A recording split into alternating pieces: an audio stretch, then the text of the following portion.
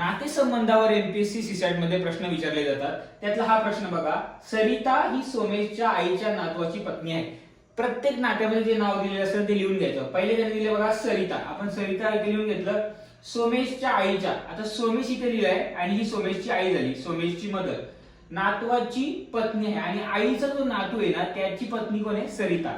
म्हणजे नातू जर आला म्हणजे इथं कोणतरी जिथे मुलगा येणार आहे त्या आईचा मुलगा असेल आणि त्याचा मुलगा आहे तो सरिताचा नवरा आहे. ठीक आहे. आता बघा, एक तर सोमेश आहे ना तो सरिताचा सक्का सासरा असणार आहे किंवा सोमेशचा जो भाऊ असणार आहे तो सरिताचा सक्का सासरा असणार आहे. म्हणजे सोमेश सक्का सासरा असणार आहे सरिताचा किंवा चुलत सासरा असणार आहे. त्यामुळे या प्रश्नाचं उत्तर येईल सासरा. सोमेश हा कोण आहे, सरिताचा सासरा आहे. बघा एकदम प्रॉपर रिलेशन बसते बघा.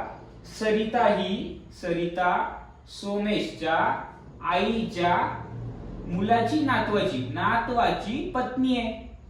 मग जो मुलगा आहे एक तर सोमेश किंवा सोमेशचा जो भाऊ वगैरे कोणी असेल तो सरिताचा कोण झाला, सासरा झाला. म्हणजे सोमेश सरिताचा सासरा झाला.